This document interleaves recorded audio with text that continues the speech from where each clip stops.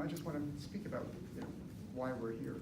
I think all of us are excited about the possibilities of what can be done here in Athens.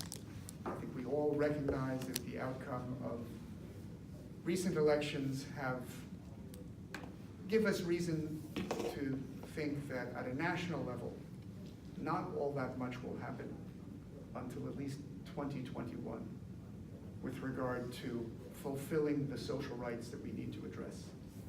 Similarly, at a state level, in Georgia, it's pretty clear that given the outcome of the recent elections and the victories in all the statewide races and what happened in both of the houses of the state legislature, that we can't expect any major advances in the fulfillment of our social rights at a statewide level.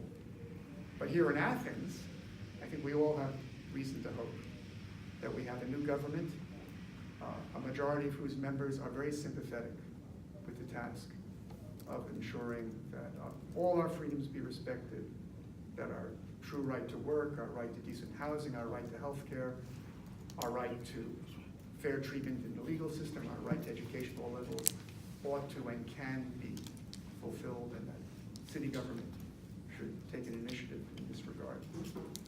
So what our organization is doing as its first activities is having a set of monthly forums on each of the major social rights initiatives that are really crucial to allowing everyone to be free and equal in American society. And I think Athens can prove itself to be an exciting laboratory for democracy and do things that can really have a pioneering role in the country as a whole. Obviously, when you're working on a municipal level, you face three limitations. First, you have far smaller resources than the national government or the state government. Secondly, you're hemmed in by national, and in our case, particularly state laws, which leave our city government unable to do things that many other city governments can do. And then thirdly, you face the problem that if you put forward programs that add extra costs to employers, they may choose to relocate outside of your locality, or if you do things that are going to be attractive to many people, they may inundate the city potentially and overwhelm your resources. Now, in face of all of this, I want us today to focus on our fundamental employment rights. Three in particular: the right to work in the true sense, the right to have employment that is sufficient to support yourself and your independence. In other words, to face the challenge of overcoming unemployment in our city. Secondly, to think about what can be done to secure fair wages and eliminate poverty wages. And thirdly, what can be done to secure fair employee empowerment and balance the playing field between employer and employee.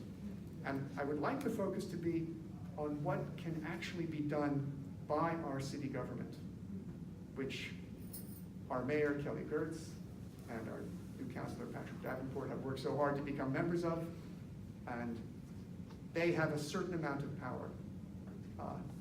And now is the time to think of what really can be done along these lines. So we're going to divide the session into 4 parts, each of approximately 40 minutes, if we have that much to think and talk about. The first will be dealing with the issue of unemployment, because if you don't have a job, it doesn't make much sense to talk about fair wages or employee empowerment. So I'd just like to say something very briefly and then pass the discussion to Mayor Girtz and then to Patrick Davenport and then to everyone else. And that is to point out that I think we're all aware that, as the consensus among economists would agree, the market left to its own designs does not secure everyone's right to work. The market is going to leave some people unemployed, and even if it's a low number of unemployment, that usually doesn't count those people who are no longer working for jobs. It doesn't include those who have part-time jobs, who would rather have full-time employment. And although many cities and states think about how they can reduce unemployment by offering various kinds of incentives to private enterprises, I think we all can recognize that there is room for the public sector to take initiatives of its own and put people directly to work, as was done on a mass scale under FDR.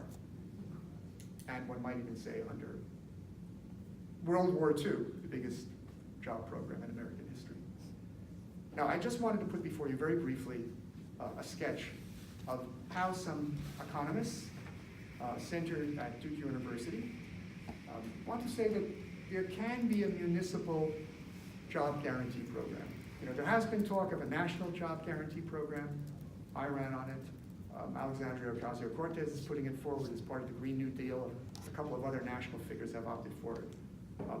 Our own Spencer Fry has introduced into the state legislature, or is about to, with someone else, a bill for a state job guarantee.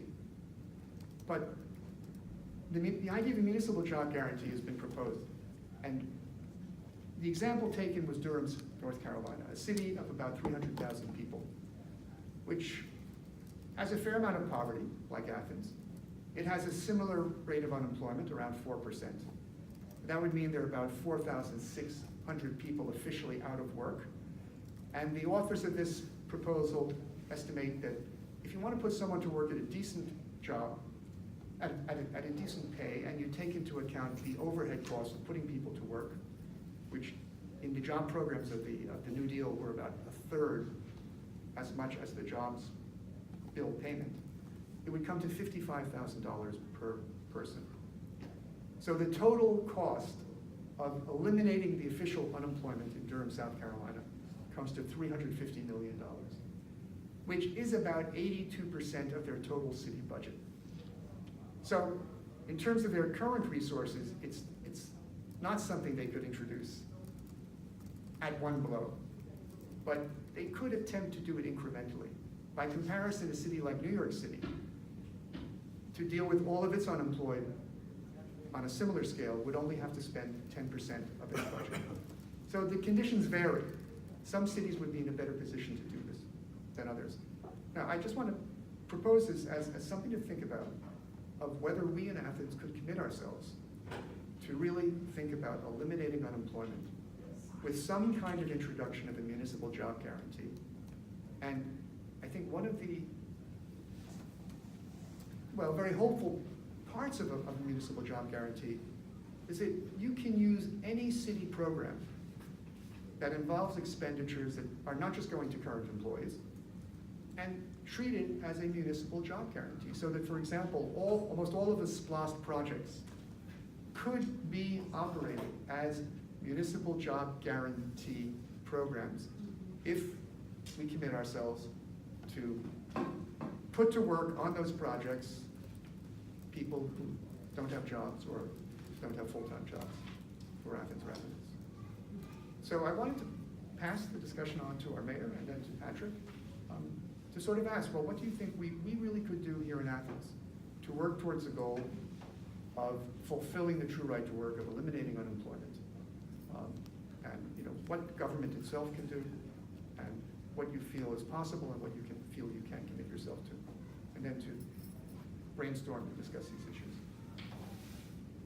So, take it away. Thank you. Thanks, Richard. Sure. Afternoon, everyone. I know many of you, a couple of you don't see us often, so it's been a little while. Glad to see you again. Richard mentioned I'm Kelly Girtz and have the honor of serving as your mayor here in Athens, Clark County. And I appreciate the opportunity for some conversation and some inputs. I learn every day things and mechanisms and kind of concepts that either I was peripherally aware of and kind of learned more about or wasn't aware of at all, and can come to the table. And so certainly been very familiar with the federal jobs guarantee kind of programming, and as a one-time history teacher, very familiar with the alphabet soup and Works Progress Administration programs in the 1930s, and some of those outgrowths are still with us today. Some of the good ones and some of the bad ones, some of the things of that era. And so what I've always thought about in terms of urban life when it comes to social welfare and employment is that this world is sort of like an ecosystem. You've got lot of things going on at once. You know, you've got quality of neighborhoods that are enormous inputs into the lives of young people. I know some of you know I spent 20 years in schools here in town, and I can tell you that, you know, there was a very dramatic difference in early life outcome in that prospect, even from a young age, for future success based on whether you were in a neighborhood or a geographic cluster that was well-resourced versus one that was under-resourced. And I think it's clear that, you know, bringing a resource-rich environment to every family and every young person is part of what's going to be sort of the series of pipelines to continued employment.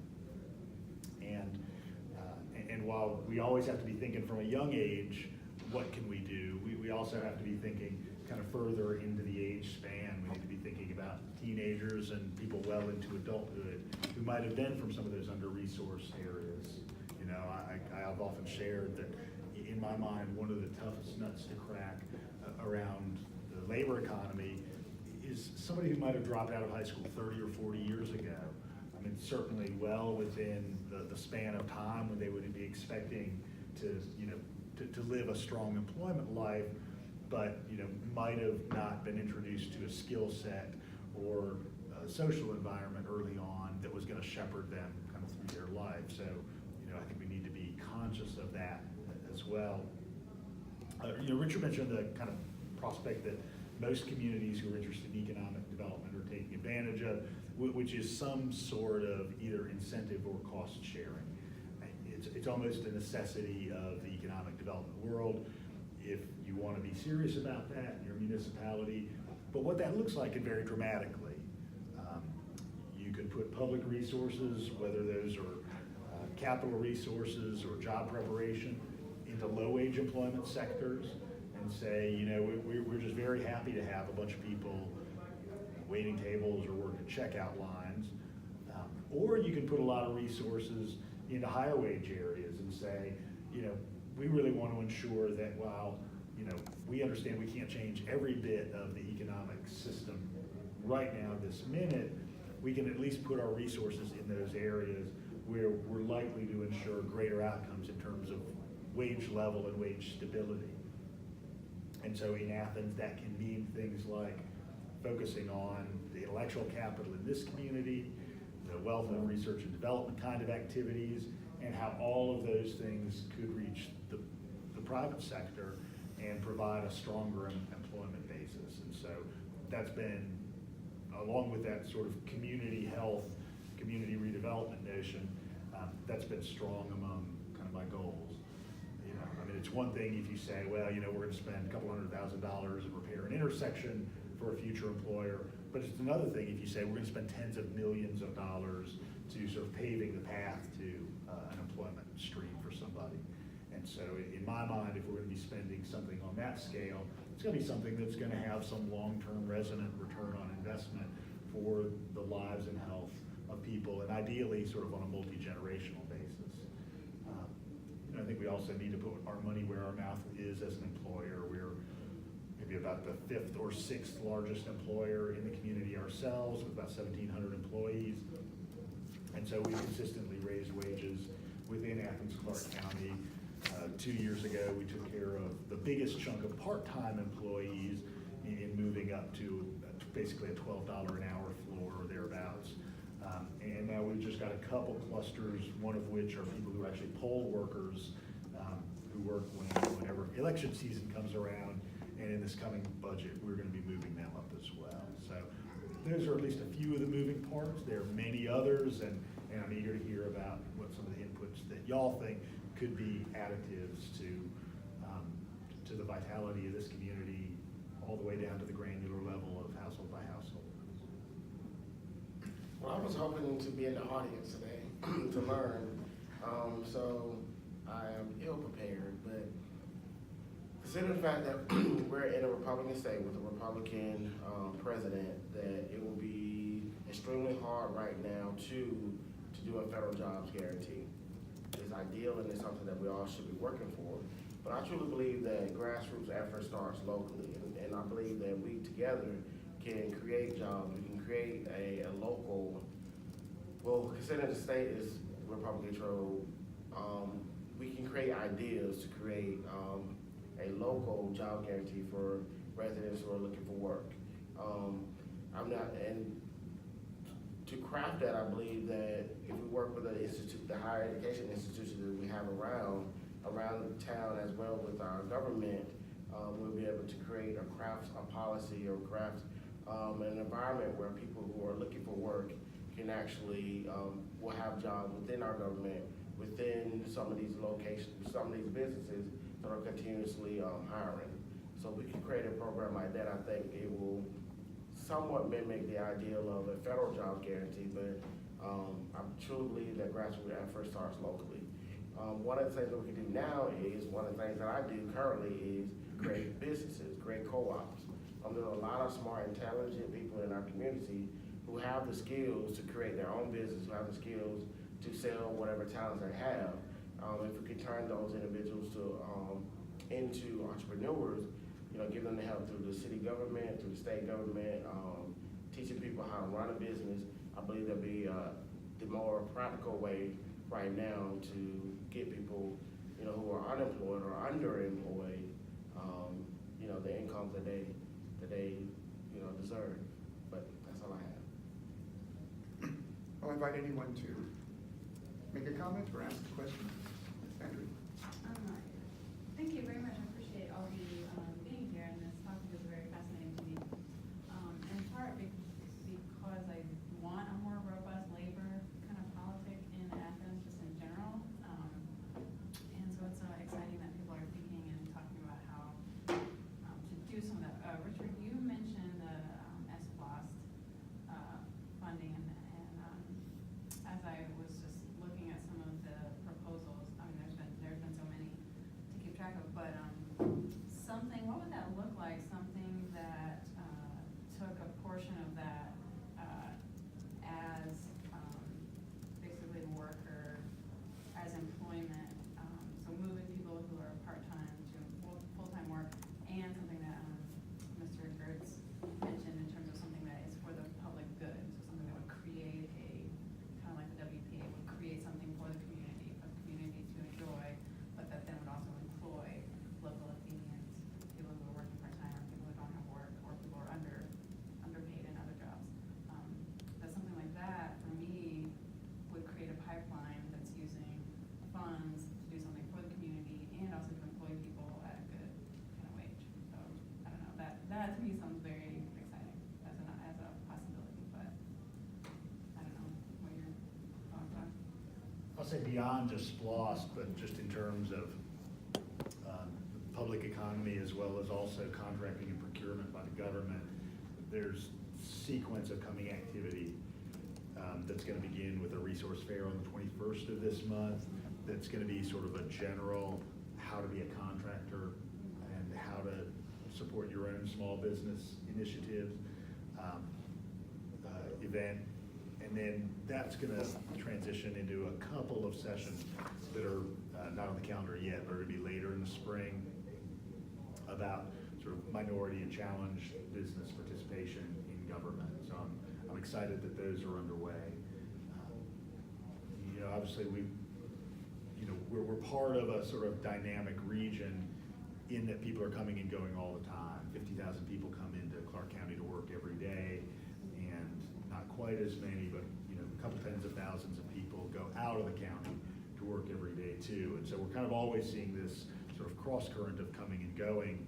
I mean, ideally, we want people to be able to find high wage employment right here, right? So they don't have to, spend 45 minutes or an hour on the road just to get to a decent job.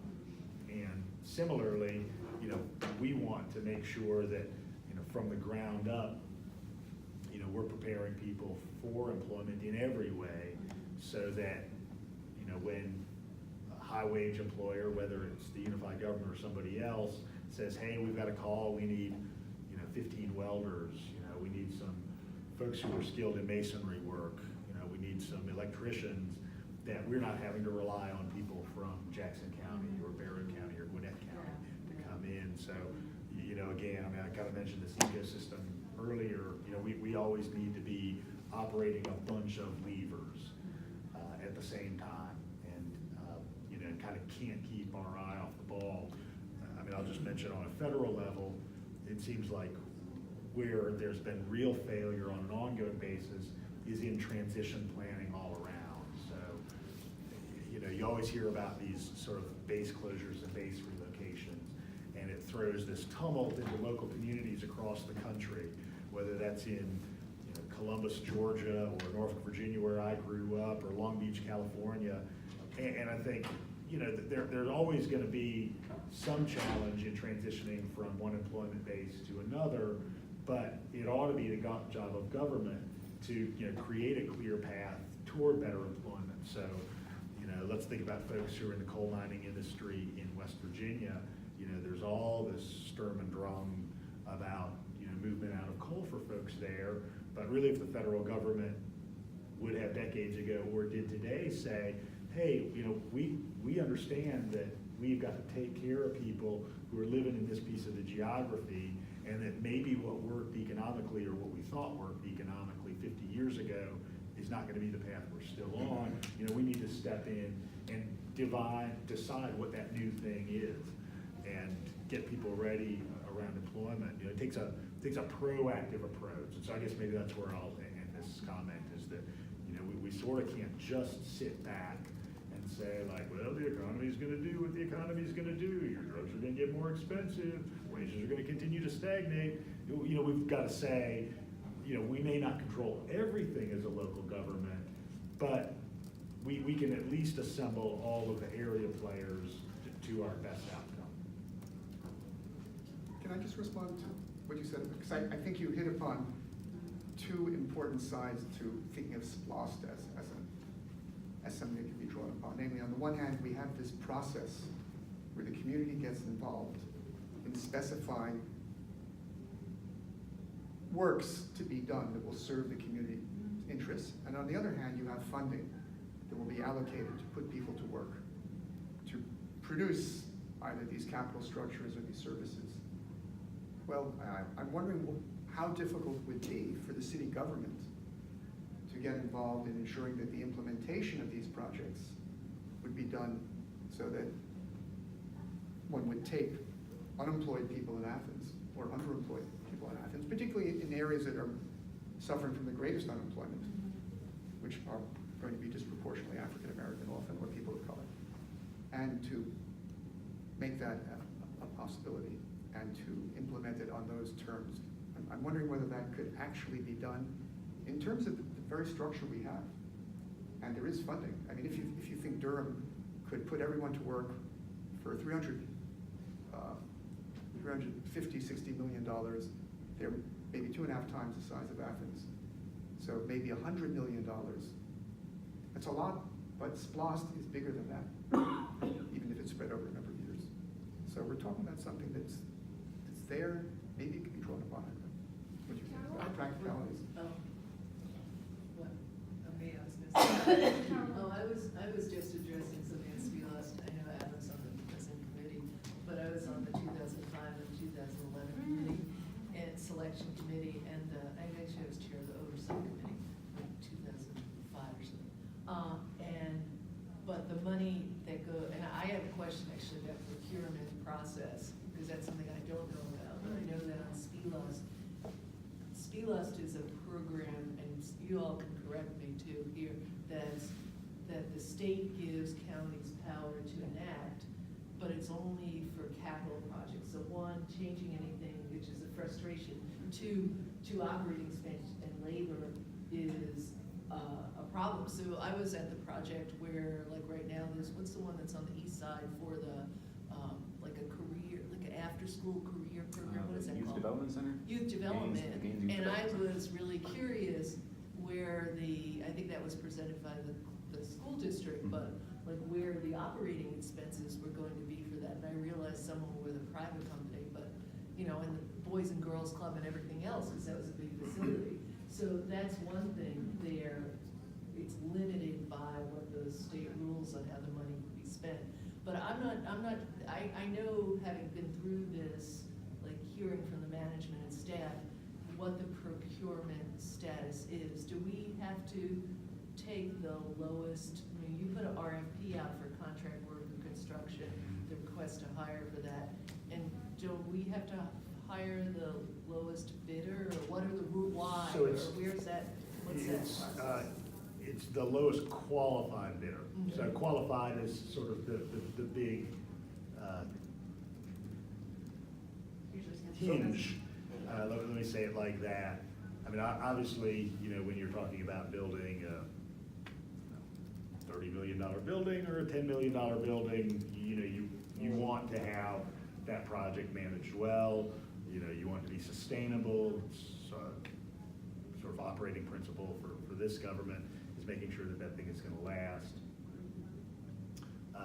And then, of course, you know, the nature of any big project is that there are a myriad of subcontractors and other employment pools that sort of move into that are kind of managed generally by the general contractor. Can the county make any, that's the thing, can the county make any restrictions saying that a certain percentage have to be of employees, have to come from within Athens Club? I mean, that's the thing that. No, that's generally not been how Not do any of that. the East Gloucester SPOS What? programs have, that's generally not how any of the East Gloucester SPOS programs have been administered in the state. You know, and so, you know, what I don't know, sitting in front of you now is, okay, well, what are the legal contours of that question? And then what are some of the practical questions? You know, should you want a pool of local electricians and local masons? You know, how do you get from A to B? Again, I think some of that is a continuum of activity over a series of years. You know, it's not gonna happen at the drop of a hat. You know, 2019, not enough electricians. 2020, we're like packed with them. You know, it's gonna take a while to build capacity. But I think that capacity building is part of the job that we have in front of us. As far as that capacity building, or you're writing into an RFP, whether it's a group of electricians, welders, why not work with contractors or bring in unions that that can help build that capacity within the community, so the IBEW and the IEW, and have them as a constant presence where they are training, because they provide training as well. And so, but where you're not always having to make bids for contractors and constantly pull them in, but that you have a steady employment pool that's trained and by a group of unions, where they can provide the city guidance and actually provide contracts. You know, in the right to work city, we can't force an employer to come to the table, but we can still have contracts. And I think that would be a way to consider any sort of writing an RFP or training programs to also as a way to build up worker empowerment and have a steady pool of employment in terms of electrician, in terms of trades and crafts. These unions are trained to go into communities and create those resources. So I think that would be something to consider as a way to address some of the question you're raising, so that you're not always having to look for contractor after contractor, but that you're working with unions who have a steady pool of employees.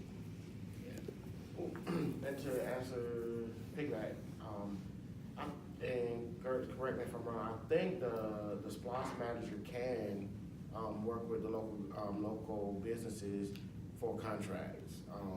And Athens Tech has a perfect program to train apprenticeship, and hopefully the SPOS, I forget his name, nice guy. Derek Dawson. That's it. Derek is actually reaching out to unions, reaching out to local businesses, and especially reaching out to Athens Tech, because they have a great apprenticeship program that teaches people how to be electricians, mechanics, building, entrepreneurs, because these are people in our, or who who are in our local community, who have the skills, potentially have the skills to help us with our building our supply.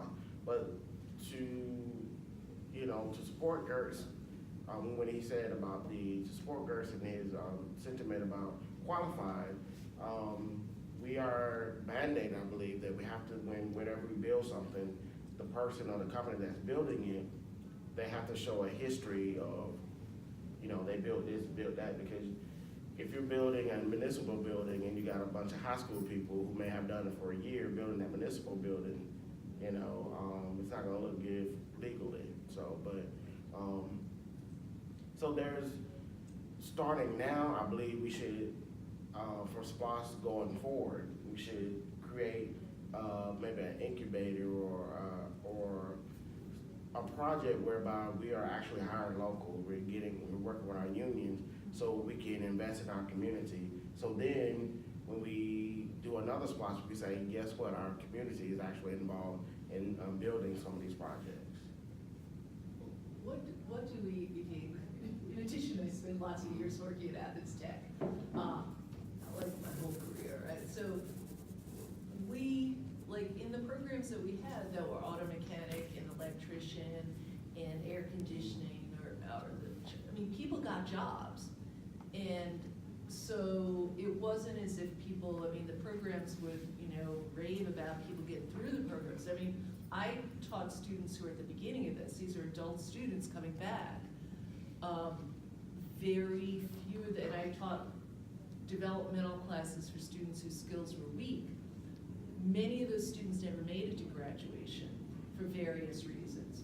And so I'm kind of wondering what we know about our underemployed and our unemployed. What do we know about who they are? We have numbers, and I don't know that might be there because,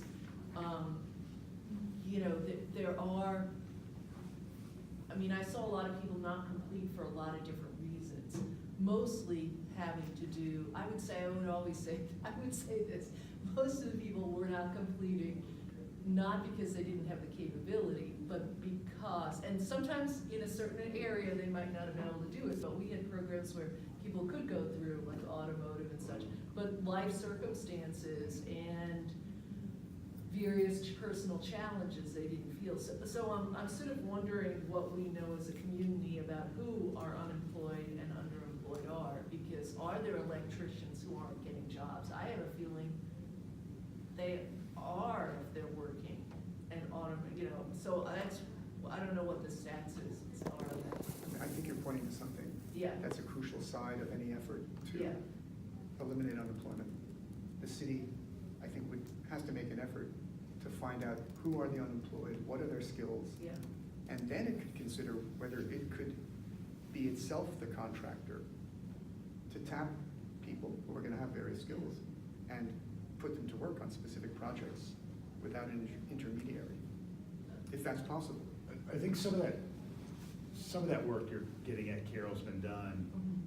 I was at Athens Tech 2 weeks ago, and it seems like almost to a person, those folks who aren't completing programming over there, whether it's a 9-month certificate of credit or 2-year associate's degree, are people with exactly those sort of challenged life circumstances. Whether it's transportation or childcare or trying to juggle employment at the same time. And I think all of those are things that we can, if not individually and collectively, do a lot of work around. Even the childcare question. Well, I guess, I want to say that actually all the students had those issues, without, almost exception. There were some of them who got through and some of them who were overwhelmed in different ways. So. Oh, absolutely. No. And so you try and create the most fertile field for support of folks. You go into any program or any project knowing I may not achieve 100% success here, but I'm going to continually do evaluation of how we're doing things. And make sure that the 2022 version is better than the 2021 version, and the 2023 version will be even better than that, because you've drawn in some more partners. You look for some of these kind of opportunities, and you've been on a continuous improvement cycle. But it's pretty clear that sort of lack of credentialing is really who our unemployment are at this point. You know, we're, you know, at least in some ways, at least in good economic times, you know, where some economists would call full employment, obviously not taking into account underemployment and then those folks who aren't part of the labor market. But I think a lot of those people are people who really just have low skill sets. And so some of it is saying, you know, how do you intervene when people are taking that off-ramp off the skill set highway at 16 or 18 or 19? And then the other piece of it is, or what I referenced early on, you know, how do you get that 40-year-old or that 50-year-old kind of back on the skill set roadway? I would say that number one, this is Patrick Davenport peer-reviewed study.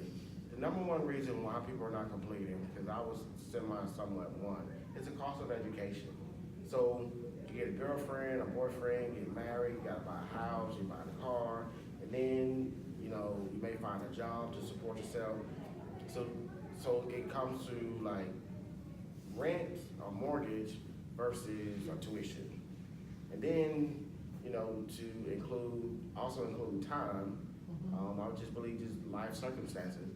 I like Bernie Sanders' idea of free education, higher education, because it's such a barrier when you have to juggle your personal life, you have to juggle, you know, your financial life, and then have to consider the fact that, you know, you wanna get a higher education, but you don't have the resources to pay for it. Since, you know, we are unfortunately cutting Hope Scholarship and other scholarships that are available for people, I truly feel that one of the biggest barriers as to why people are not completing is because of cost. You know? Well, I think it's also the cost of living. Yeah, cost of living. Right, because it's, you go to school, you still have to buy your groceries, That's so true. it's, do I go to school or do I get this job? Yeah, but I do like the idea of doing more online classes where people can take classes at night, but still you're essentially giving up a cost in that regard, because if you're studying, or if you're doing homework at night, you're not relaxing, you're not spending time with your family, you're not putting your kids to bed, or you're, you know, essentially not working. So there's a cost associated with pretty much everything that we do, but essentially I think the biggest reason as to why people are not completing their certificates, because they eventually find a job that makes money, and, you know, that the cost of continuing that education is just, it's not there. It's interesting, I was looking 2 or 3 weeks ago at, you know, what you would not probably out of the gate think of as the most progressive organization in the world, the Metro Atlanta Chamber of Commerce. And their top legislative priority for this legislative session is needs-based higher education funding. And I think it's because that, you know, that there are at least some people that are part of that particular chamber that recognize that life challenges may hit a few folks the hardest. They do, there's no doubt about that. But it hits the entire community. It's the entire state. You know, and that's, you know, when I talk to people who are kind of ensconced in the business community, you know, I speak a lot about that and certainly get confirmation from many of them that, you know, if you're in a community that's got large segments of the population that are under-resourced and under-attained educationally, you know, that has some downstream consequences that are negative for, you know, even that, you know, man in the castle who thinks that he can seal himself off, which ultimately you never can do. I'm getting a signal that we've gone through the first third of this event. May I ask a question? Sure, go. When and where and what time is the conference for potential contractors? So the first one of those, it's, I'll pull it up in a couple minutes on my phone, but it's on the 21st, February 21st. And it's sort of it's a very general kind of small business support session. And the ones that are more specific to procurement and contracting are to follow in March and April. When, do you know when and where? No. Oh, okay. But I'll let you know when the first one is, that's sort of the more generic small business support one, but the same folks that are putting that on are doing the others. I get in touch with them. Okay. I'd be happy to share that information on your emails if you'd like, and I'll send you all that information. I wanted to move on to the second topic, not that we're even beginning to exhaust discussion of real possibilities on any of these, but we obviously need to face the issue of what the government could actually do, our city government, to ensure that no one works for a poverty wage in Athens, and that people are paid what we could consider a fair wage. And there's a lot of talk about a living wage. It's been pegged at $15. Certain cities who have the power to raise minimum wages have installed a city minimum wage of $15 an hour. But according to government figures, in no city in America can one rent a decent two-bedroom apartment if one doesn't have an income of at least $22 per hour. So I think we need to think, if we're talking about really eliminating poverty wages, that we think about a fair wage that takes into account not just inflation, not just being able to get by at a minimal level, but also productivity gains so we all share in the expanding wealth of the country. It's debatable what that figure is, but if we think about what our city government could do, I just want to propose a couple of avenues to think about. One is, we legally cannot have a citywide minimum wage. It's any of its own. That's not in the cards currently. On the other hand, the city does employ, as you're saying, 1,700 workers. I take it that that does not include the employees of the school system, That's a separate entity. which is a separate entity. But It's about 2,000. okay, so the city government obviously can directly ensure that its employees are getting a fair wage, and we can argue over what that is, but it certainly can be better than what it currently is. Of course, one has to think about how that will be paid for. The city also may have a way of influencing what the school system pays its employees, and maybe we can think about how that could be done. So on the one hand, the city can set an example by ensuring that its employees are getting a fair wage, and try to influence other public sector employees to do the same, that the city has some weight on. Then there's a question of what the city can do to try to encourage private sector employees and other employees, including the university, to pay people a fair wage.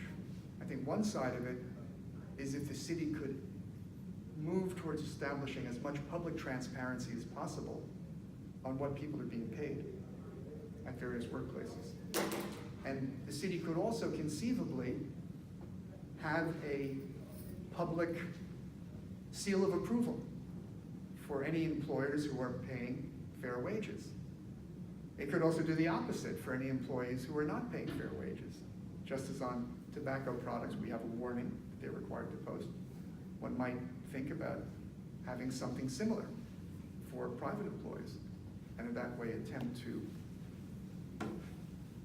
solicit public pressure to try to ensure that everyone pays a proper wage. I'm excited to see what the graphic for that's gonna look like. I can imagine. Slap on the front door. I can imagine on the Caveat arch. emptor.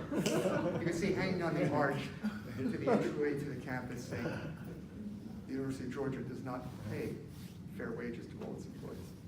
But I wonder what we can do, given that the city government cannot impose its own citywide minimum wage. It can do things for its own employees. It could maybe use its own influence to push the school system or other closely related public sector employees.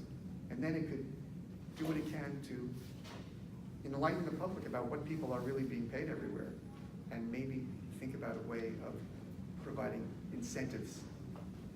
And so what do you think of these avenues? What other possible avenues there might be? I know the city government, we're extremely limited in what we can and cannot do due to state laws. But I think our county government is doing a really good job in increasing the wages of our lowest paid employees, and I believe the lowest paid employees. About 23.5. Yeah, so. And there might be 10 people who make between 23 and 25 grand a year out of that 1,700. So And over- then everybody else is north. Yeah, so everyone I think we're at the county is doing a good job. I have to disagree, but I would hate for the government to get involved with giving thumbs up and thumbs down to businesses in Athens. The that are paying a living wage. One of the reasons is people already have the image that Athens is not a business-friendly community. I do support the private sector in criticizing and promoting businesses that are paying a living wage. But what the government can do is reach out to our economic development department and some of our various, in the Chamber of Commerce to promote a living wage. And that's something that me and a couple of my commissioners are working on crafting right now, is going to some of these businesses and just talking to them about, hey, this is what paying a living wage looks like. And just having that dialogue with them to show, from my personal experience and other people's personal experience, you even pay somebody from $8.25 an hour to $9.25 an hour, how big of a difference that $1 makes in that individual's life, especially when you have kids. So I believe that every employer should pay a living wage. But like he said, I don't think $15 is going to do it as well, because I think the average rent in Athens is about $900 for a 2-bedroom, which is, if you equate that is about, so if you make $20,000 a year, that's not gonna cut it, because you got cable and shit and all this other stuff. So when we were just looking at those numbers, Patrick, what was it that, if you're earning minimum wage, Yeah. and you just want a standard 2-bedroom place, you're essentially talking about 85 hours of work a week. Yeah. Let me just add one other wrinkle that I forgot to mention, is could the city government have a policy, which need not be something stipulated in law, but a working policy, where when it is choosing contractors, it will take into consideration whether they are paying all their employees a fair wage or not, and take that as a very serious consideration in their selections. That could be a part of the bid, because the way you bid low on a job is you take it out of your employee's paycheck, basically. When you're producing cheap goods, that's where the cheapness comes from. So if you could work that into the bid process, this man pays a decent salary, but this one doesn't, well, this man's not gonna be competitive. So if there's some way to level out that competitiveness. Include that as part of the formula. So it seems as though it's first very important to figure out what a fair wage is. And because being satisfied with somebody raising the wage from $8 to $9 is really nothing to be happy about. One has to aim first and figure, I mean, this is a serious issue. People are just simply not being able to make it at $14 or $15 an hour. We have friends who can't do it. Sorry? Yeah, so we have friends who can't do it. I mean, and it's, we can either ignore that or we can address it and see that, what do we need to do to actually come up with something that people can live off without having to count pennies, stress themselves out, fall sick, have no way to get medical help. I mean, all of these things are happening simply because people are not making enough. And these are, so I think if we start off by having a hard look at what it is we need to earn, and then trying to ensure in various ways that people make that amount, whatever one needs to do thereafter. It's been interesting kind of in this kind of recent period of, what a lot of businesses would consider a tight labor market. I think this gets at some of kind of Richard's thoughts about, how do we put pressure on others?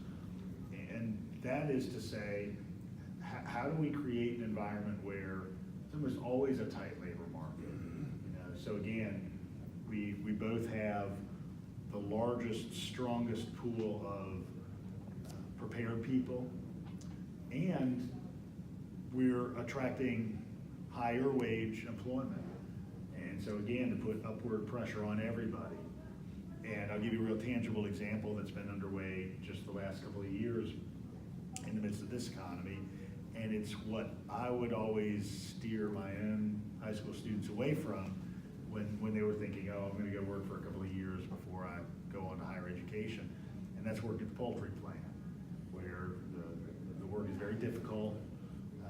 I'll say that compared to some of the challenges of poultry processing over the last couple of decades, the plant here does a better job. It's more mechanized.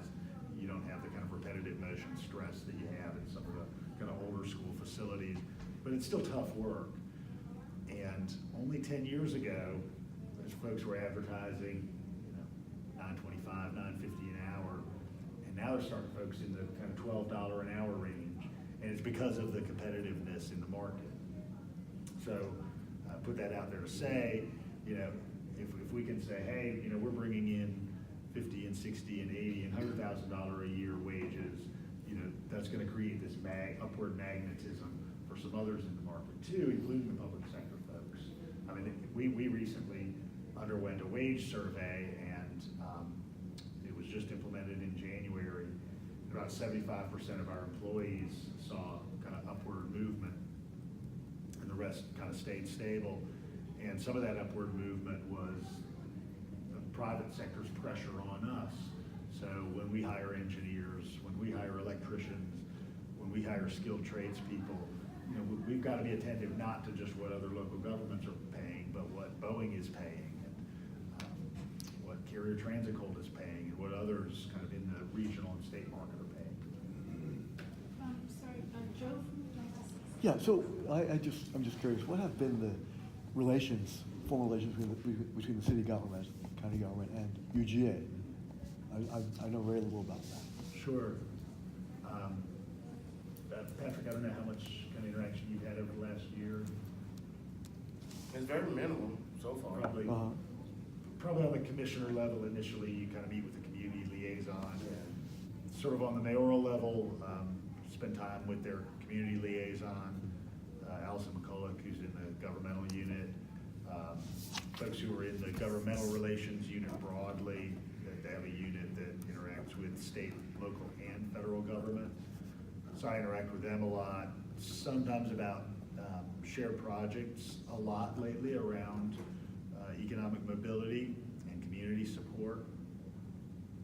So you might have heard recent news of this innovation district that UGA is going to be introducing that really is about moving some of that R&D work that's happening on campus and laboratory science work happening on campus kind of out into further development to get it market ready, and then into the actual market. I mean, there's some pretty cool stuff happening on campus right now that I would love to see land here. There's a big unit, the New Materials Institute, that's creating plastic replacements out of vegetable oil. And I think, how cool, you've got something that's sort of an environmental win and could be an economic development win. So I want to see all of that kind of work land here. So I've been talking to some of the folks in not just the governmental unit, but also some of those research units that are on the ground, as well as the person who's housed in the president's office that's helming that innovation district too. And then sometimes on a project by project basis, we interact with UGA, road intersection work and that kind of thing. But I've been reaching out a lot, so some of that's my initiative. On the staff level, there are county engineers and UGA engineers who meet around those kind of nuts and bolts things every month. So they have some standing meetings. So there's regular and ongoing interaction. But a lot of it sounds like it's funneled through this community liaison office like that. That probably is where it's kind of got its front door. How much influence do you think the city government can have influencing UGA to raise its wages? So the annual floor for full-time on the UGA is $24,500, which is only like $11.75 an hour, and on the service and maintenance that sector, the median wage is about only $13 an hour.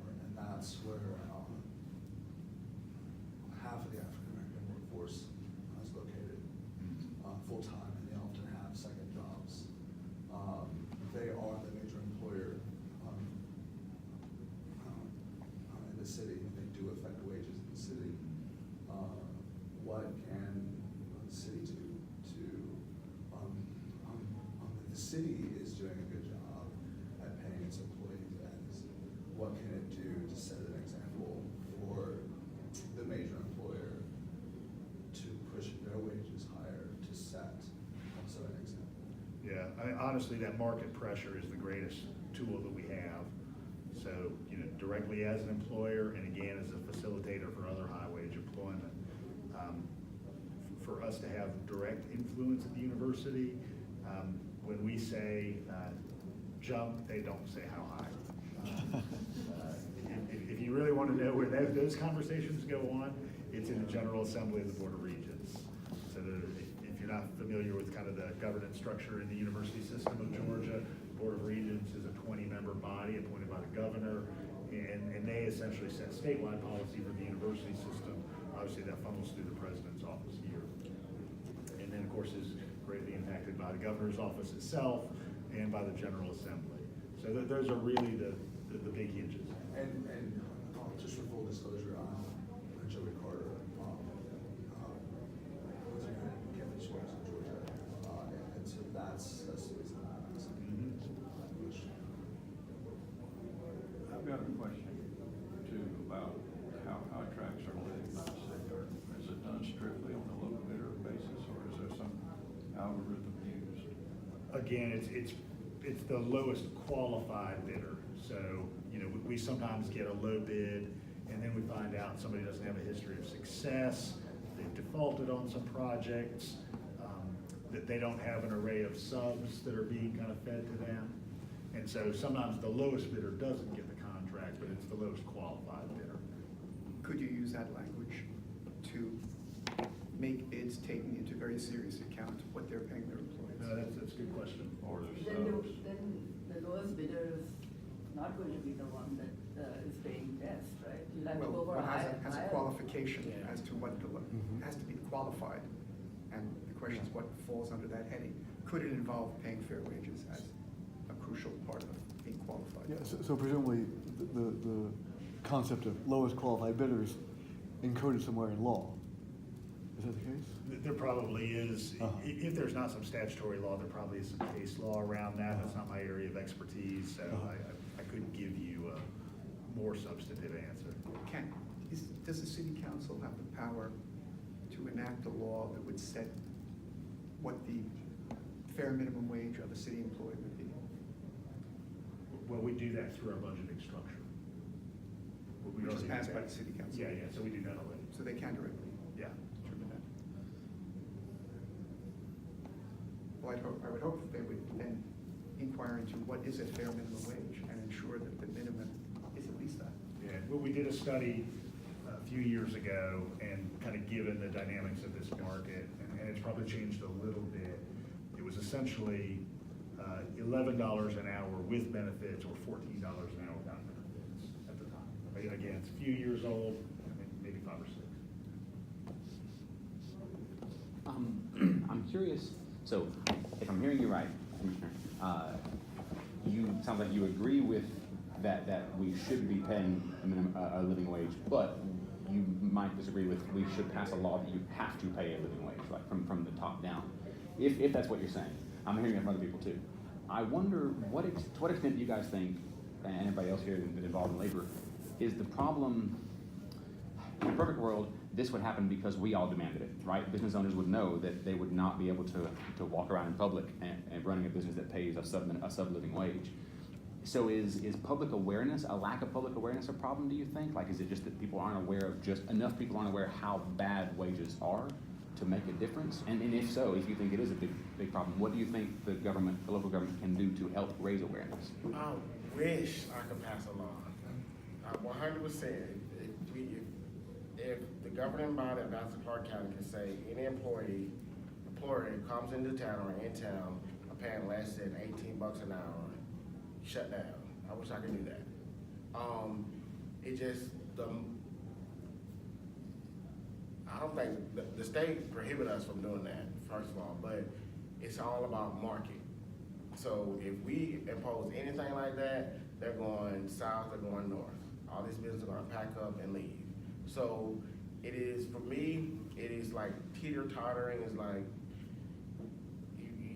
what I'm trying to do, and some of my fellow commissioners are trying to do, is just talk to some of these employers that are literally grossly, I don't want to say violated, but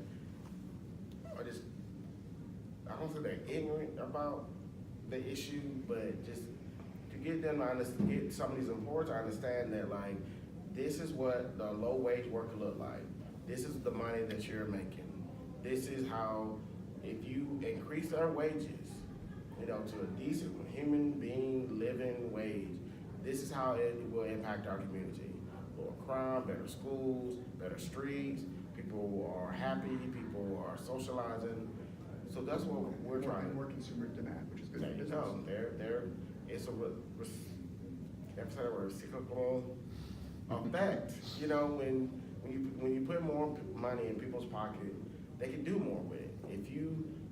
If your child is struggling in school, for example, and can't afford a tutor, guess what's gonna happen? The child is gonna suffer. You get that person, the parents, more money in their pocket, hey, I can afford that tutor. That is gonna dramatically change that child's life. So, and that's how we are position ourselves to communicate to the employers in Athens County that don't pay a decent wage. You know, this is your community, you do business here, this is our people, let's come together and pay a decent wage. But yeah, if I had that magic wand to mandate, you know, $18, $15 an hour, I would, but we are prohibited by the state. Just a quick word on kind of knowledge is power, and this is somewhat anecdotal, but I've got enough anecdotes to think there's something there, right? And it certainly corresponds with a lot of other things in sort of American culture around labor. So, you know, in America, you know, we have this sort of false theory of being classless, right? You know, we don't have a caste system as in some nations, and we're all just in the, you know, labor melting pot of America, and, you know, just we're all middle class, right? Well, you know, the reality is that that's not the case. You know, I mean, you clearly divide people into those who've got access to enormous resources, those who've got access to pretty good resources, those are a little on the edge of resources, and those who are under-resourced. We can do that. But, you know, part of the social outgrowth of that, like, false classlessness is that people don't talk about wage. You know, individuals don't talk about wages. And now we as a unified government, we are not equipped to be the wage clearinghouse for all employers in Athens. I wouldn't want to perform that role. But I'll very clearly say, I want somebody to perform that role. Because the accumulation of anecdotes I have heard of people being, you know, essentially sort of caged into a lower wage structure than they really ought to be in, given their skill set and tenure, is numerous. Can I ask you, can city government, with regard to knowledge is power, require employers to make public what they pay their No, employees? you can't. That's not legally We possible. can't. But what we can do is crowdsource that. What somebody could do is crowdsource that. You know, I can't tell you the number of times that somebody said, like, oh, my employer told me don't talk about what I make. Well, that's been court tested. That's Right. a violation of First Amendment rights of free speech. Hell yeah, you can talk about what you make, and you better be talking about what you make. You know, I mean, that's how we benefit each other, is to talk about what we make. And you know, in America, there's this discomfort with that. You know, either because you don't want to be boastful if you're doing well, or you feel like, well, you know, you don't want to reveal how challenged your circumstance is. Could I then revise my suggestion that could the city government make public the information it obtains through whatever means about what employees are paying their employees? What employers are paying their employees? Yes, So public- so so we public don't could- get that. Department of Revenue or Bureau of Labor. Yeah, Bureau of Labor gets that. So that would really be your route. And in fact, I use their, I mean, if you've not been on the Bureau of Labor Statistics website, there is so much there that's really valuable. And in fact, that's some of what I've used to push back against people who will say things like, let's just build hotel rooms all day long because we know we can fill them. And you can look on the BLS website and you can see what wages look like in that industry versus, I mean, even in trucking and logistics, you can make twice as much. So I would say, all right, well, if I want some relatively low skill employment and I want it tomorrow, I would say open up a distribution center tomorrow. And, you know, you're talking $18 and $20 an hour and not, you know, $9 and $10 an hour. So anyhow, if you're not out there on BLS, check that out. You can see by region, you can see by industry, what people are making. So there's a little bit of that out there already, but I like the idea of maybe a more localized, more granular system. So anybody who's got a little free time on your hands and is looking to do some crowdsourcing, you know, get out there and start asking, what are you making at grocery store X or gas station Y or Hotel Z? I find that valuable, really valuable. And, you know, you don't, again, you don't turn the gears, you know, in a heartbeat, but over time you do. And the more of that's accessible to people, the better we all are. Thank you. Richard, maybe you know about this because you were campaigning on it and stuff, but I was just looking at that living wage requirement, and I found like in Tacoma Park, they had an RFP that required like a living wage requirement certification, and then I found something else that's in the state of Maryland had, you know, living wage requirements, like a whole office of that. And I thought that was, you know, it seemed to be tied into a state situation, so I always think it's like helpful to look and see what other states are doing, but are there lots of states that have this living wage, like anything in the state laws of it? Or office? That's interesting. Send me those links, Carol. I'd be interested just to take a look. Yeah, I found the RFP, then I found the other one, yeah. I mean, I know that you're worried about if the anti-business atmosphere Yeah. effects of posting anything publicly or having a city Yeah. stamp of approval. But is there any legal problem with doing that? With the city having something that could be publicly displayed to just, shall we say, commend a business or an employer for paying? Also, it could help a business. I mean, it would attract consumers, I think, right? Yeah, it would be quite the recruiting tool for business. I think there should be some, If the city decides to pay its employees a decent minimum wage, can the city not advertise what it's doing? To set an example publicly? We've been pretty public about that. Yeah. And really, when we raised kind of the whole class of part-timers 2 years ago, we did a lot of trumpeting of that work. we're talking about, what would it take to jump to $20? Because ultimately, that's what you need. Because just by increasing incrementally, you are not really looking at the people, you're looking at what you, it's whatever one looks at, right? But it's not based on people's needs. It's based on, well, it was so low, it was $7.20, federal is $7.25, it was someone being paid $8, so, now we made it 10, it's great, we've increased it by very.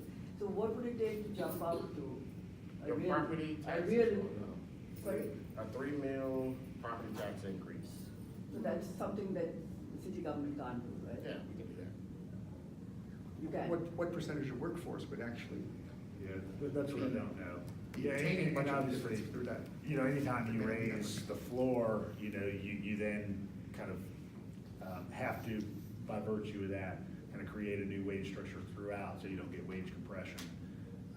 There's work there, and of course, we just did some of that work, because we just raised kind of a bunch of categories. But is it possible to be that ambitious? And Good consider- question. And consider it to be a minimum. Somebody with 0 skills who needs a job, who can work doing something or the other, should get that much. That's the minimum, right? People with more skills should get more. But,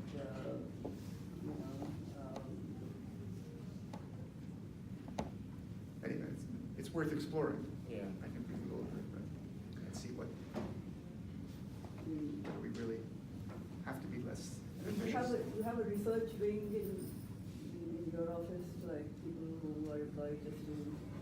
I have some interns who do that. Interns who do Yeah, that, so. College interns. Like what exactly people's living expenses are. then one could come up with the minimum wage that is required. Real quick, I promise, just a real, kind of a granular tax code question, tax policy question. The property tax, is it a flat millage rate, or can you target the millage rate to a certain assessed values of property? What locally can we, how nuanced can we be in our property tax structure? Right, so we already have a homestead exemption, so for owner-occupied homes, you get a much bigger break than if you've got rental property that's investment property. So that already exists. We have in committee right now the question of, should there be sort of an age and disability and income element to that as well. And so that's probably gonna take 3 months, 4 months of work to do. So I'd anticipate probably late this spring, early this summer, to see some kind of shifting of that. Fulton County, for example, has a trigger wherein if you're 65 and earn under $38,000 a year, you then have your property taxes frozen. So at least as property values increase, you don't see an added burden. Obviously, you sell that property and the next buyer kind of sees that new rate set at a new level. But that means somebody who might have been in their home for 30 years and been in a neighborhood where they saw a property value escalation that was really significant would be negatively impacted. And I guess the reason I'm bringing this up during a wage discussion is trying to think about how that 3 mil number that you put out there, rather than, put it on everybody, could that revenue be realized from targeting it to the wealthiest homes in town or something like that? Can we go, if we wanted to, can we go that granular with it? As far as if the valuation on the home is above X, then we're gonna increase that millage rate, or is it? So I've not seen that. Okay. No, but I have seen those, kind of what I described as what tax policy folks sometimes call a circuit breaker. Okay. Is a graduated property tax prohibited by state law, out of curiosity? Yes, it is. It is. Similarly situated property has to be taxed at the same rate. Okay. Similarly situated, so if a wealthy neighborhood in Pennsylvania could be taxed at a greater rate than a poorer one. No, I mean, so like if the home is valued at $400,000, it proportionately sees the same rate of the home valued at $100,000.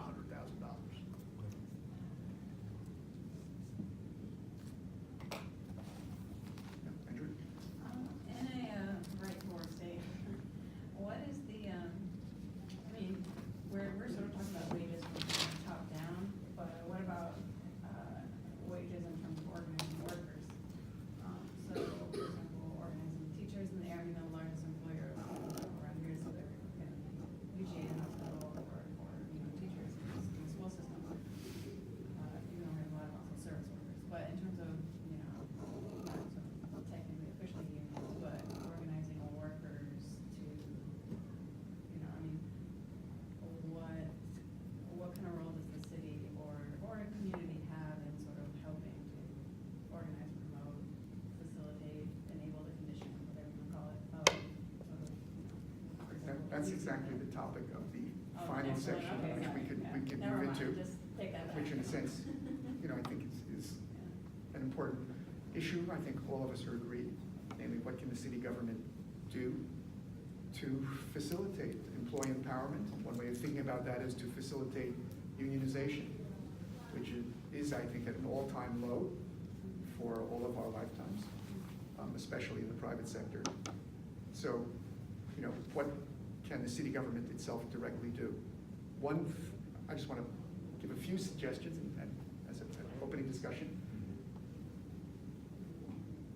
The city government, I think, could do certain things to encourage unionization of city employees.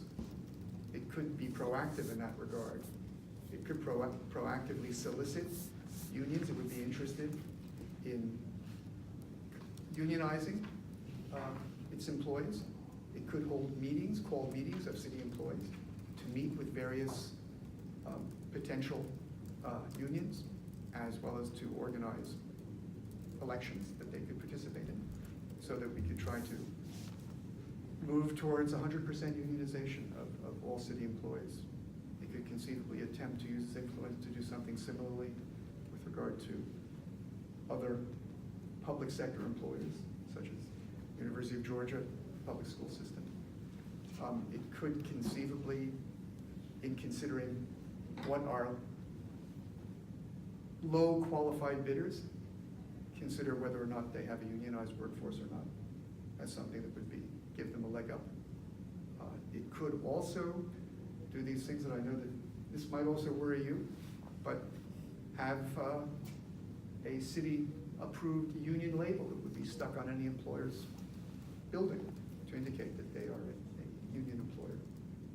And as well as to provide information on what are the employers that do not have unions and make that public, as well as those that do, which could be an incentive for businesses to unionize, just as the union label on a product is. So these are some thoughts, and Mayor, why don't you take it away? Sure. So I was a member of National Education Association, the Georgia Association of Educators for 20 years when I was in that life. And, I mean, you know, had real value in kind of having a collective voice. And I think people do have value in having collective voice and would welcome any space for union organizing. There's a class of county employees who unionized about 10 years ago, firefighters. And so not all others have kind of followed in their way, but I'd be happy for them too. Do you think there are things that the city government could do directly to move towards more complete unionization? Yeah, I mean, I think the kind of things that, you know, my experience in public ed, you know, were commonplace, you know, kind of providing opportunity and forums for conversation for the unions, and spaces for kind of better understanding what those roles were, kind of what the benefits were. Those are all things we can do. Let me add one other thing I forgot to mention, is, as we all know, Athens does not have a city labor council, which many other cities do. That may reflect the weakness of organized labor in Athens. But I was wondering whether there's anything the city government could do to encourage the formation of a city labor council. Can you expand more on City Labor Council?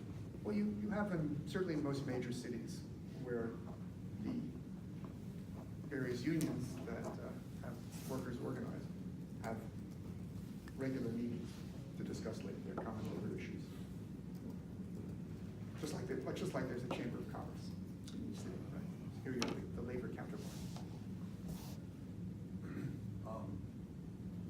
So how open would the city be to say, let SEIU come in and organize public workers? You know, one of the big hurdles in the city of Georgia is that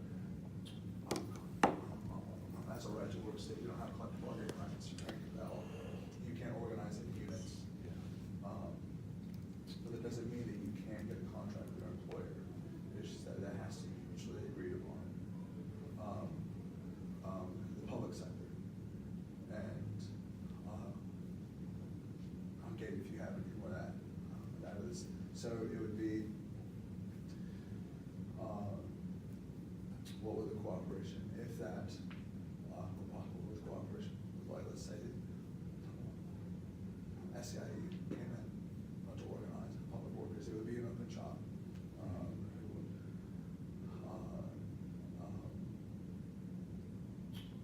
To work with the city government, what could that look like? Because that would be a huge incentive for it to be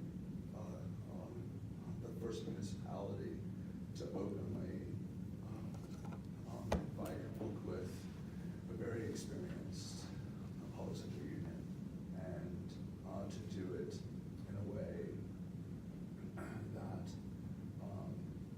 can target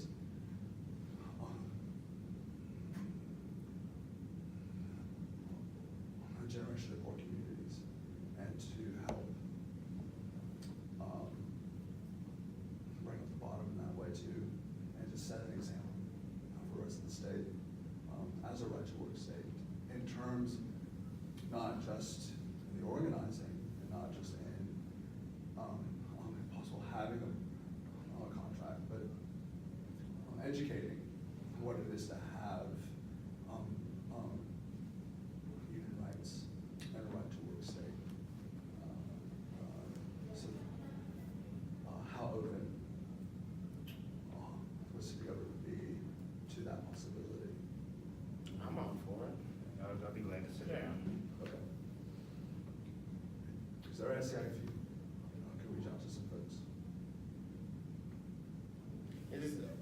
from working with you at the, United Campus Workers, I just think people, it's the workers who are just afraid, and I don't know how, I've tried and cried and prayed to communicate.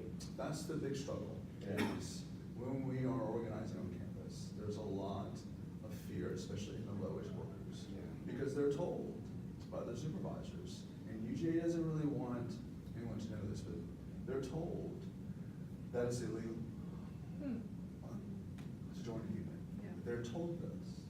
And so we spend a lot of time, it's a slow process of educating. You have a constitutional right to organize and to join a union. That's not enough to dispel the fear. Yeah. It's educating. And if the city government takes the initiative to organize, to go through the complicated process in the right to work state to set up a contract, that yes would be a complicated process, but it could be a great first step, especially with an employer where people are afraid to talk about joining a union, and that is the main barrier. Yeah, I mean, but they're afraid because like UGA will actually fire them. I mean, UGA is on the down low, that's not why they're gonna say it, but they're actually in danger. Yeah, they are. They are in danger because the university doesn't, if you start organizing, talking about, like, they're gonna find some off reason to fire you, like you were late twice, so. Yeah. But- Of the membership of the university, I'm curious, if you would sort of break employees out by faculty, professional staff, kind of like service and trades, graduate students, kind of where are each of those chunks within the group of union members now on campus? The majority of the union members, I can this is more specific numbers, but off the top of my head, it's mostly faculty and classified staff who are in about the 35,000 range or above. So very few are in service and maintenance, which is the capacity that we're trying to build, but we're having a difficult time for a lot of the reasons that Andrea said, and just the time that it takes to organize and to educate. So that's why, just in terms of racial demographics of membership is also low in terms of African Americans, because the largest, the density of African American workforce, both full-time and part-time, is mostly in service and maintenance, where there is the struggle to just get them to talk, but for distribution, it's mostly faculty and staff who are in areas where they don't feel that threat. So mostly in classified staff areas, administrative assistants, academic advisors, IT services. So but you can, we have fewer in the service and maintenance area in that century. If you want to see those numbers, I can send them to you. Yeah, please do. I know with the Economic Justice Coalition, years ago, before I came on board, I read some of the studies and the efforts that they did with the county to unionize, get some of the people to work, and it was just a stumbling block of people being in the right for work, staying, being afraid of being fired. So if you're getting paid $10 an hour back in 2008, or $7 to $9 an hour back in 2008, and you want those benefits, you want those rights, but you have the fear of getting paid, $9 an hour, got the fear of getting fired, you're gonna say, no Yeah. business. So it just, how do we communicate that to people that is a huge benefit when you work collectively and bargain collectively? And that's why I think the city could set quite an example if there were a unionization effort. Could be SEIU, could be CBA, could be there are different public sector unions that do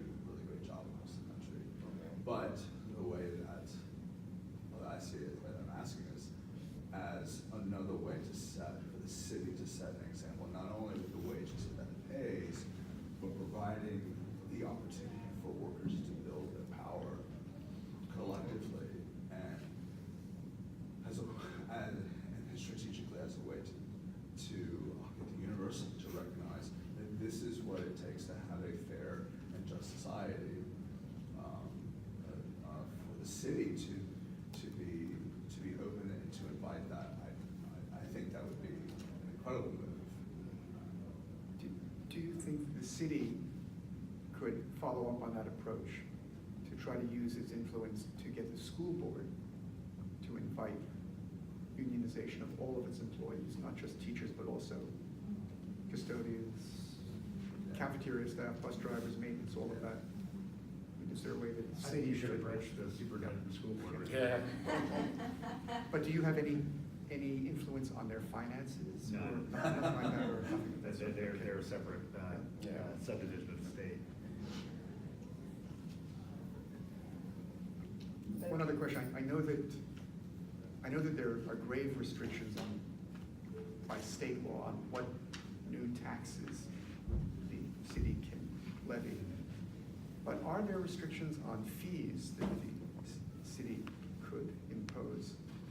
And fees that can be directed on many things, such as a fee for a business that does not have collective bargaining for its employees, or a fee for a business that does not pay a fair wage, There or are- anything of that sort. There are some allowances in the fee realm that aren't allowed in the tax realm, just as sort of vernacular of law. Probably given the lack of ability for cities to impose a citywide minimum wage, my suspicion is that a comparable fee structure would be disallowed by state law too.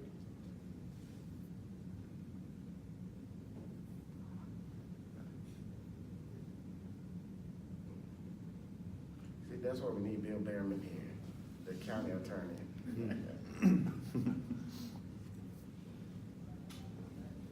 This is one of the ways that Seattle, by 15, was able to effectively, SCIE was able to win on a de facto contract with the airport. We were fighting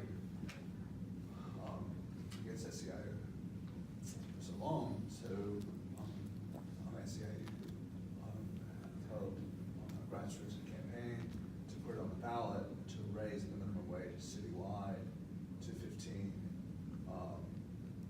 Because instead of Washington, municipalities do have that power, they were able to win a de facto contract with the airport, by getting the city to raise the minimum wage across the board. Is SeaTac an arm of Seattle, or is it a separate public authority? I think it's a separate public authority, OSC time.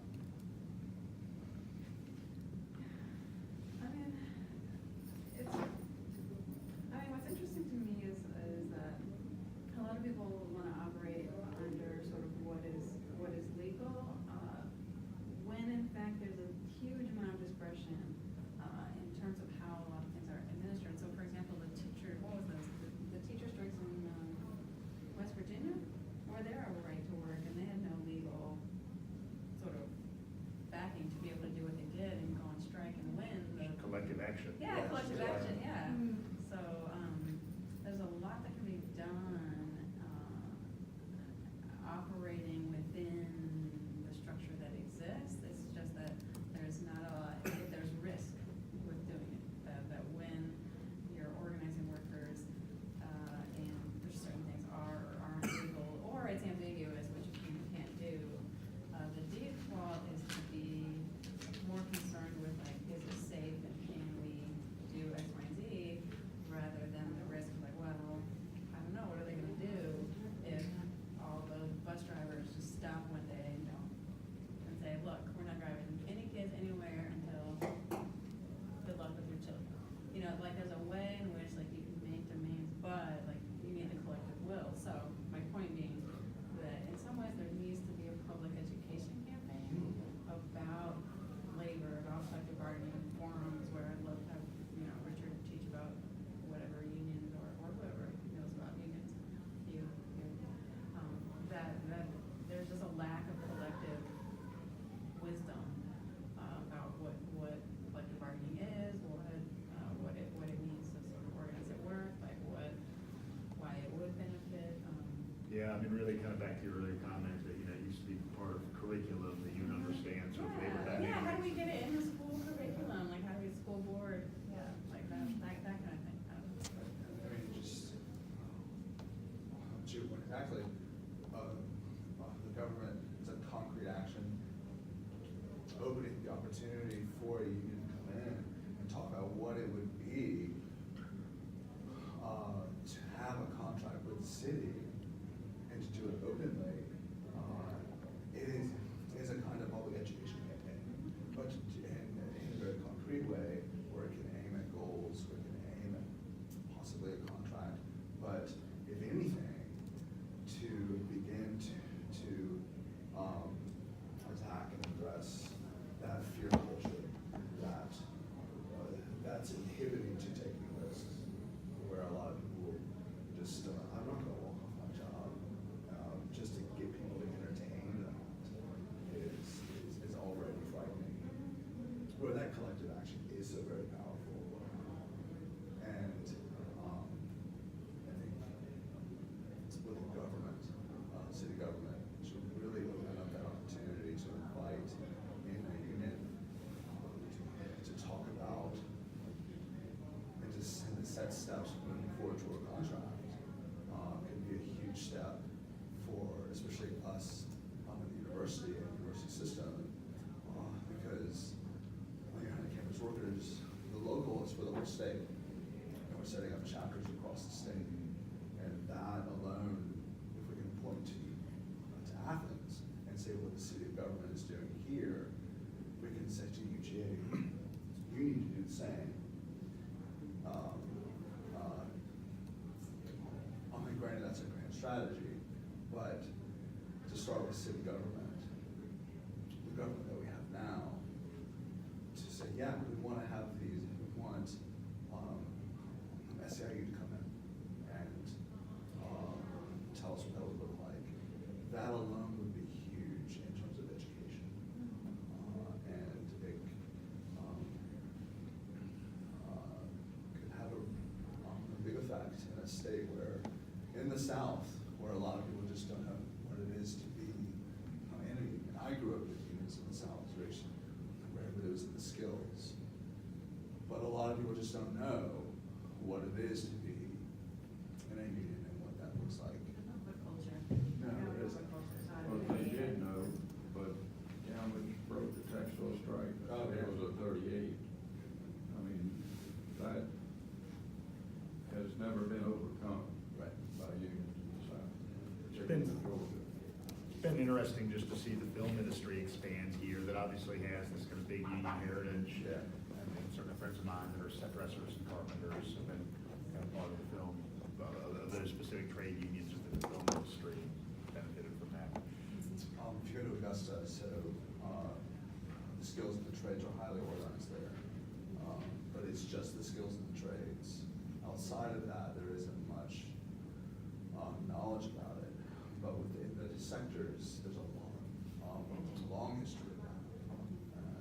And so for Athens to do that at the city government level, I think it could be a megaphone for what it is about worker empowerment, and a city taking efforts to do that, especially in terms of racial justice and freedom, what that looks like.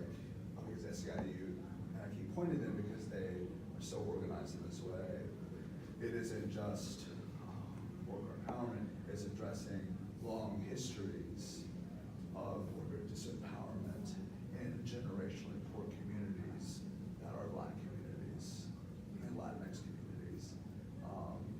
And for the city of Athens to take on that and say, yeah, come and tell us what this looks like. It could be a great opportunity for Athens to set an example, not only statewide, but to the university system, for what that looks like. This could be something you could take on immediately, actually. Doesn't require funds or the initial project was justice, I think. But, I mean, and actually what you're saying is great, because they won't, this is a group of employees that's not going to be afraid. So therefore it will be laboratory. And actually, if immediately one can see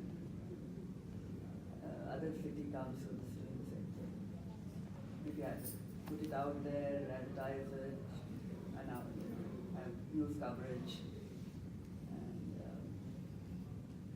it would be the first thing that would keep things happening.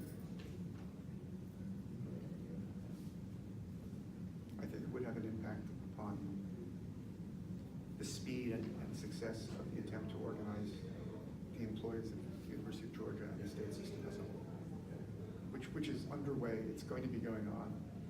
It's going to get bigger and bigger, and it's going to require community support. I wanted to raise one question. It's a little bit off of these three issues, but related, and something I came upon when I was campaigning, speaking, for example, to United Parcel workers who are unionized. But they face a problem, like many American workers do, of mandatory overtime, which is prohibited by almost all developed nations, but in the United States it's not. So despite the so-called 40-hour week, many, many people find they have to work overtime. They're given almost no notice, and if they refuse, they can be dismissed. Is it possible for the city government to pass an ordinance prohibiting mandatory overtime? Yeah, can we? I suspect we probably could, in kind of tangible terms, the unified government employees that tend to be most subject to overtime are those in public safety, policing. Obviously just in the kind of cyclical nature of this town and football game season and the like, that's the circumstance in which I've heard about mandatory overtime being most common. I think it's more common than I'll ask a maybe little you bit. think, because it's there, for example, among these UPS drivers, they face it all the time. And I think it happens in this country. Where US workers are working more hours, Sure. significantly more hours Right. than those of other developed nations. I mean, And part of it you've is got mandatory overtime. Advanced nations that have a 34-hour work week, so. Yeah. Well, it's just the sanctity of an 8-hour workday, which the American working person had a long and bloody struggle to gain, is gone. I mean, in my lifetime, I've worked more 12-hour days than 8-hour days on the job. I mean, mandatory overtime is, I think, an easy target that should be pursued. I mean, there's nothing wrong with voluntary overtime. You could work up a report with workers to utilize that. But there should be a certain amount of sanctity that was paid for in blood for an 8-hour workday.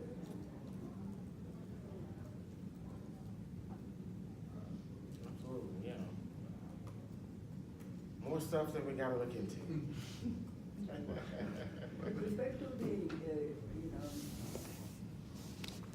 businesses increasing wages, perhaps communications with the Chamber of Commerce, series of lectures and talks to encourage businesses to look at it out of the box to see how they themselves would benefit if wages increase. I don't think the proper arguments have been put forth in front of them. One could even go door to door to each business to educate them, to have a talk, educate them, and then start preparing the ground like this towards increasing the wage.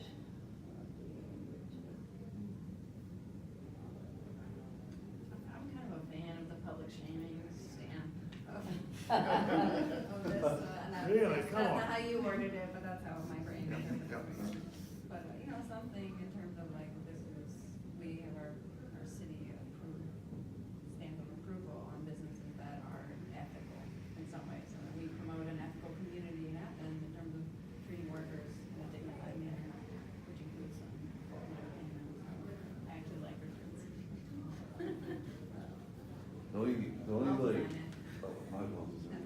The only concern, I love that too, like incentivizing people who are doing the right thing. I like that better than maybe shaming the people who are doing the wrong thing. But I would worry that we might really upset local businesses, like a place like Jittery Joe's, like that's one of my part-time jobs, and they pay minimum wage. could see that like really ruffling some feathers, you know, with local business leaders if we like shamed them, you know what I mean? I mean, I understand the importance of it, and I'm way more in favor of the worker like myself than I am the business owner, but also there's, you know, local business leaders who are doing their best to operate with integrity, but maybe just don't have the revenue to pay higher wages. They don't. I don't know. I'm just opening up. I wouldn't take that for granted. Yeah, because Okay. there's such few people they hire. I mean, I bet they can pay $20 an hour. I mean, people just are not thinking in terms of making less profit. I mean, when Richard started running for Congress, we started paying a few of the workers that we hired or an intern that I hired $20 an hour. And, you know, because we've been doing less, it seemed initially $20 an hour, but then your mindset changes. And you feel that, okay, whatever it is, you know, ultimately less money in our pockets, that's fine. And that's how people should learn how to think, that ultimately, you know, do you want your fellow citizen, fellow man, fellow colleague, to whatever, to be living in such terrible conditions while you are doing better yourself? I mean, it's not a nice feeling. Spending a lot of time, as I do, interacting with local businesses, you know, that there's certainly some who are paying much more than living wages and doing well. Some who are not paying living wages, and even the owner of the business is probably not making a living wage him or herself. I've friends who've got a couple of those dynamics where they need 12 people to make the shop run. You know, if you're the 12 people, and basically they're going to fold as a business, but even the business owner is sort of barely hanging on. Yeah. And so I see that sometimes too. I mean, I think there's a vast array of circumstances. I mean, I like anything that can think in a macro way. You know, how do we just make the norms those that are supportive? I think a lot of conversations with business owners would be a good thing. That's what. Right, we'd like to know what the problems are in a transparent way, you know, where are they, you know, what the profit is as compared to what the. This was something and some of the commissioners are working on now. Like I'm saying earlier, it's not just about paying a decent wage, a living wage. It's about your community, your fellow man, your neighbor, you know, living a sustainable, lovable lifestyle that they can obtain if they're paid decently. So we're trying to create that dialogue with some of our local businesses currently, and like I always, my throwback is Peachy Green. We started out paying $11 an hour. We don't have a fancy office. We don't have a nice car. You know, we have decent health care through Obamacare. Please keep Obamacare. You know, we don't, you know, we see something, and I'm not trying to, you know, there are some businesses where the owners have $12 million homes. $12 million. That's great, you have that, but, and I'm not gonna name this business, but they got 2 homes in the Athens area that are 10 and 12 million, and they got a summer home in Savannah and one in North Carolina. It's a local business. I remember a presentation, Richard, that you did about how wages were tied to productivity gains until the 70s, you know, about this more than, and then they were separated from productivity, and in terms of collectively as a community, how do we tie them back to productivity gains? That if you're making this much wages should be tied to how much the company is making, and not, we sort of normalize this, in some ways, gross excess that stays at the top instead of, you know, the company doing well, everyone should do well. Yeah. Because That's certainly been some of the conversation around kind of the much higher marginal tax rate that existed really from, you know, Eisenhower to Reagan, that, you know, kind of has come back into conversation here in recent months. Yeah, it's exactly that, you're right. I mean, was it 70, 73 or something like that? You saw that graph separate. I mean, and obviously even sort of after the late 90s, early 2000s recession, there were even some sectors that saw significant productivity gains without seeing commensurate wage gains. Well, as a whole, our productivity has more than doubled since Yeah. then. And wages have become a shrinking part of the pie, which has led to this increasing inequality with all of its bad effects socially, politically, etc. So there's plenty of room to bring them up back to what actually would be at least $22 per hour if we were to really keep things in pace. Yeah. Yeah, this is actually part of, one of the big research strategies with UFCW is to go to, not only to the organizing your workers, but to go to corporate and say it is, with respect to your bottom line, raise wages, it actually helps your company. And it's worked in some places. Convincing corporate to say, you raise, it will increase your productivity. So that is a real strategy that UFCW actually does to reconnect productivity gains and wages. Y'all, I'm conscious of the time, and I've got to make a couple of errands for my household, for us to keep ourselves bound together successfully, but, anyhow, thanks. I want to for all thank of you. Thank you for Yeah. participating. Okay, I just want to announce there will be more of these events. The next one is going to focus on housing issues, and what the city government can do to fulfill the right to decent housing. And I'm hoping the mayor and you will be there, and more of your colleagues will come. And I'm hoping Spencer Fry will come to share his experience with Habitat for Humanity, someone from the Athens Land Trust, someone from the Public Housing Authority in Athens, someone from the homeless shelter, and to really see what we can come up with to ensure that everyone has a decent home. And in we'll be Athens. following up these forums with informing our mayor and commission, giving them more information and some asks as well, so. So we'll keep it in the loop. And do you want to talk about the next one and the next one and the next one? Like, it's gonna be monthly till like September. So these are actually, in the handouts I'm giving you, they're actually in order of the subjects, going left to right, that we'll be covering over the next few months. And the real thing is to try to think of what the city government could itself do, given all the limitations it operates with, to push the envelope further and fulfill these things. Because we're really talking about action that can be done now, here and now, at the city level, while it's not going to be done nationally, or it's not going to be done at the state level. But we don't have to wait, thanks to people like you and our mayor. Thank you so much. Thank you